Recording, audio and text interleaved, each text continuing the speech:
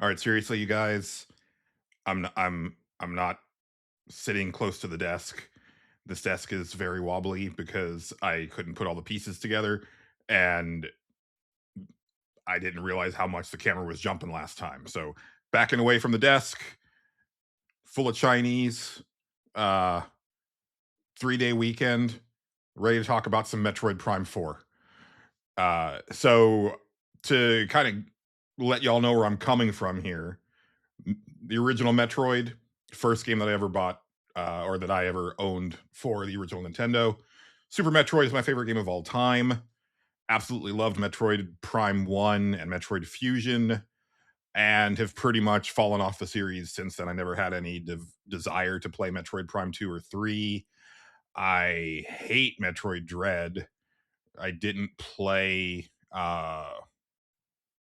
I guess what was it, Federation Force or whatnot. I didn't play other M other than like the E3 demo. So I'm what I would call a lapsed Metroid fan. I'm also a lapsed Nintendo fan. Honestly, I grew up on Nintendo, and I've kind of feel that I've grown in a different direction than what Nintendo wants to do. Highly respect what they do. It's just not necessarily what I'm looking for these days for the most part. But I was interested in playing Metroid Prime 4. I guess, I it had been long enough, right? And I kind of wanted to see what was up. I have a Switch 2, and I was like, well, there's not a lot out there for the Switch 2, so I might as well. It was the first big game that I finished in 2026. And it was right about the time, well, getting ahead of myself. I find it interesting that the discourse over around this game is not universal praise, because I typically expect universal praise when we're talking about any Nintendo release for the most part, especially like a big franchise like Metroid. But that hasn't really been the case. But I find it interesting that I think the problems that most people seem to have with Metroid Prime 4 are not the problems that I have with Metroid Prime 4. It seems to really boil down to they did different things in this game, and Nintendo fans really dislike change. And so they don't like the kind of open hub world with the motorcycle that connects to five bespoke kind of dungeon areas, almost like a 3D Zelda game. They don't like the inclusion of talking NPCs that are like part of the story. Uh, things like that. And oddly, I have no problem with most of that stuff. I really don't mind the driving around on the Viola motorcycle. I just think that there needed to be more to do and to see. You're just in a vast desert. There's not a lot going on except picking up crystals, which I really screwed myself over in my playthrough, because when they talked about collecting green crystals, I was like, ain't nobody got time for that. And I just didn't care until they forced me to care, because it's not an optional thing. Again, skipped most of the Metroid Prime series, so apparently this is just the way they are. Um, but no, for the most part, I don't mind that kind of hub and spoke nature of it. Again, I wish there was more to do, but I actually think the motorcycle handles pretty well, and it was kind of fun just kind of zipping around on it.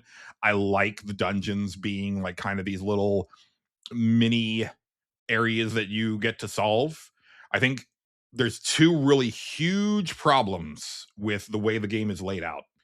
The first is that obviously, as you get new abilities, you want to be able to go back and find other stuff, right?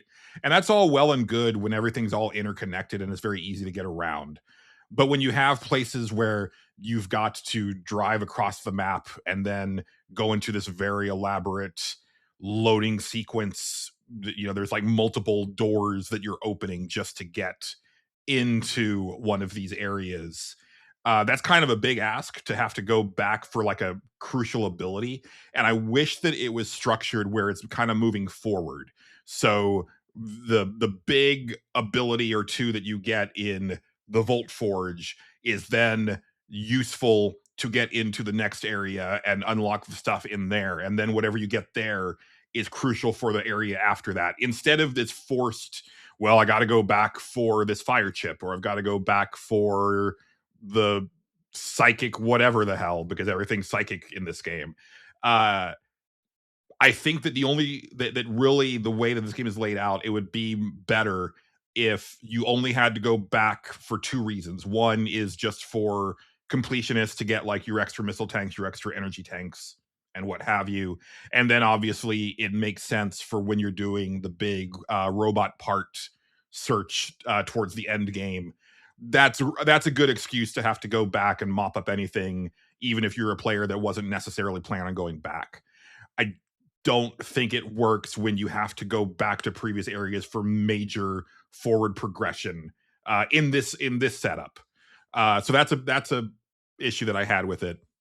The other huge issue that I have, and I don't know that anybody can defend this. I think this is pretty much across the board. Like nobody likes this. I understand not having. I mean, I don't really, but I can get behind not having fast travel in a Metroid game. But there was one element where they really needed it, and that is, you are getting this crew of Galactic Federation soldiers that you're finding across the map, and they kind of congregate at a place that they call their base camp. Base camp is very important. There's a lot of things that happen there. There's a lot of times that you have to go back so that your weapons can be upgraded, or to initiate a cutscene that tells you where you need to go next or whatnot. Having an ability to just press a button and say, I would like to return to base camp, would make all the difference, I think, for most people in this game. If you haven't played Metroid Prime 4, if you want to get back to base camp, you got to hop on your motorcycle, drive all the way back to the zone where the base camp is, hop off your motorcycle, walk very slowly, because Samus walks very slowly towards this door that is hiding a load. It's one of those doors where it has like an animation where she walks through because you're loading into a different area. Then you have to do some more walking to get to the Metroid version of the man cannon from the Halo series, where Samus gets into this pod and then it aims itself and then launches her like a bullet.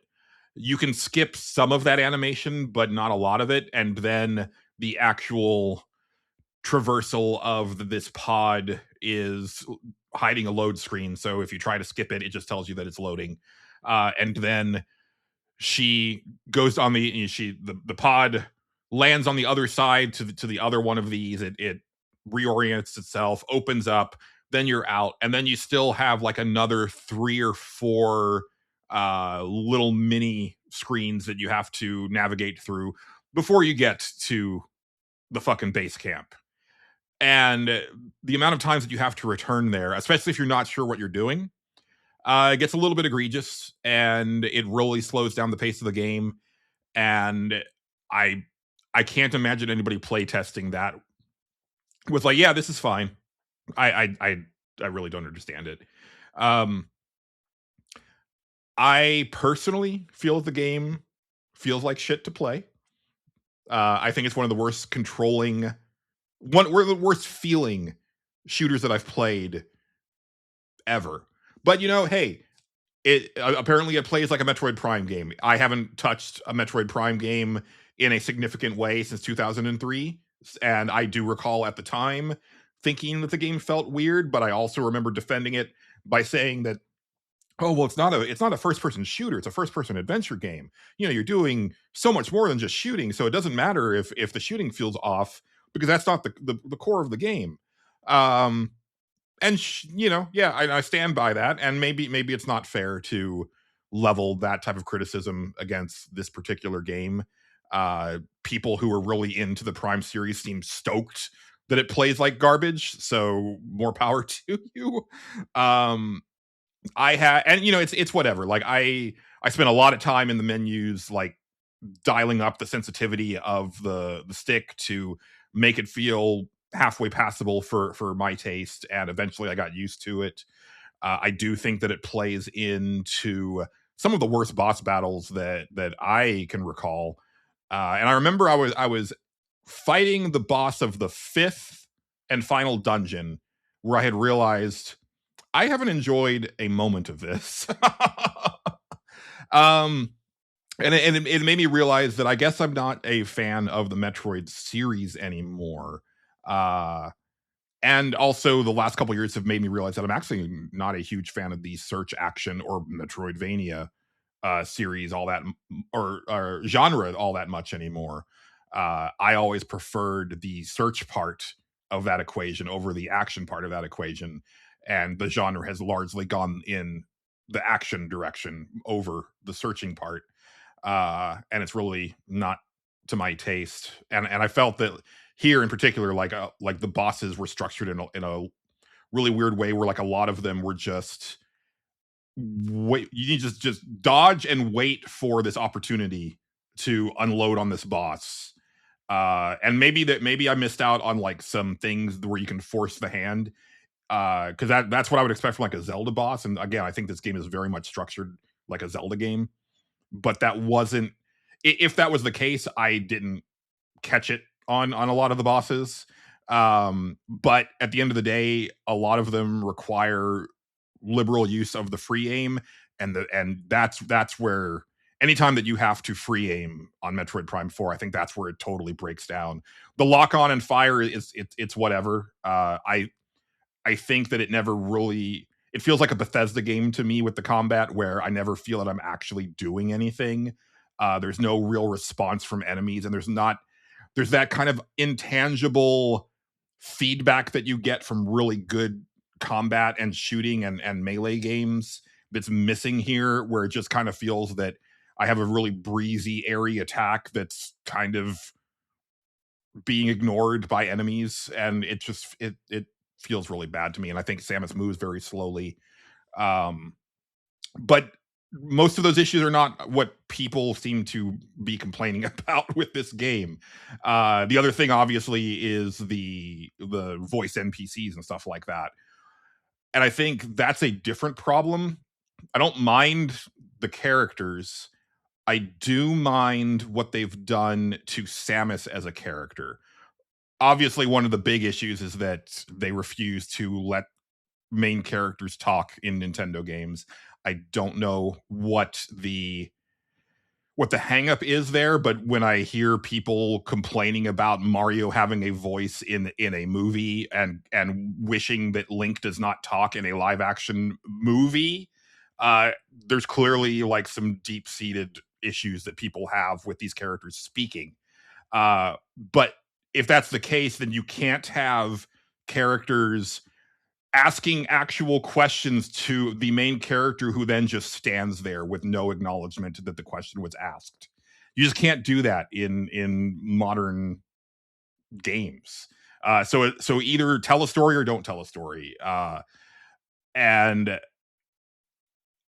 but the bigger issue for me, and this is more of a systemic thing that I've had issues with for a long time, which is, I remember as a kid reading in the instruction manual for Metroid about how Samus Aran was a bounty hunter. And I was like, I know what a bounty hunter is. That's Boba Fett from Star Wars.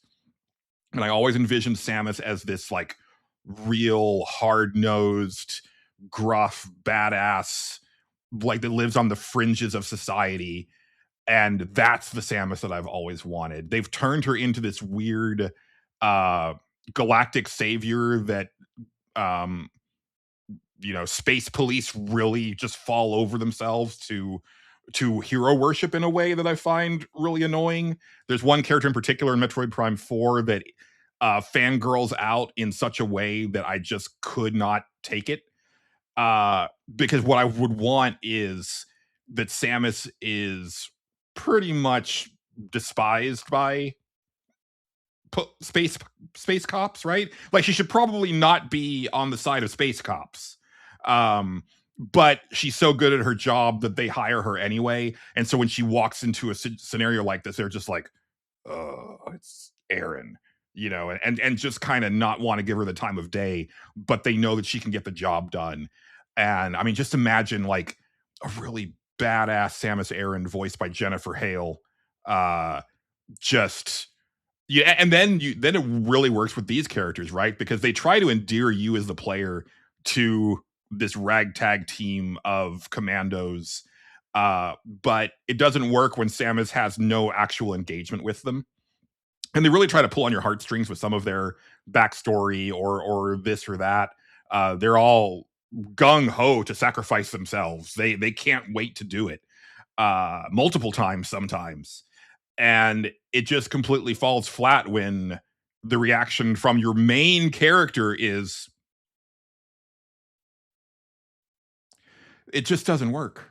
Uh, and it's never going to work, but they'll keep doing it. Like the next Metroid game, whenever that is, we're in a weird scenario here now because Nintendo of Japan never saw the value in Metroid, never understood why the West liked it so much. But then Metroid Dread sold better than any game in the series ever had. I would imagine Metroid Prime 4 will probably sell pretty well off of that. We'll see. So now we're in a weird scenario where they have to keep making Metroid games, even though like the big N like over in Japan is like, oh, they want another one of these. I guess we'll get someone on that, but we don't really want to do it.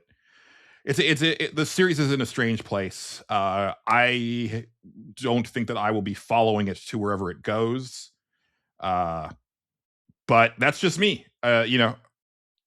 It's interesting to me that even though this one seems to have a lot more criticism being leveled at it than your average Metroid game, uh, it's not for the reasons that I have issues with it. But that's kind of par for the course with me, and it's kind of why I wanted to like kind of start doing this thing. Is because I tend to have very different opinions than a lot of people do. I don't intend to be like a hot take machine or you know, ever claim that my way is correct or that I'm right. It's nothing like that. It's more of just like I'll have an opinion, then it's like, oh no, that's the opposite of what everybody is thinking again. And sometimes it's a little bit embarrassing, but I'm embracing the embarrassment with these videos. So that's all I've got for you today.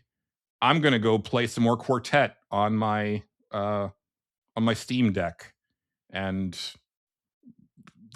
enjoy this break between podcast seasons. But look forward to new episodes of the Stage Select coming soon. I mean, there's stuff coming every week, but the new season will be coming very soon. So thank you for indulging me in this rambling, and I'll see you for the next one. Bye.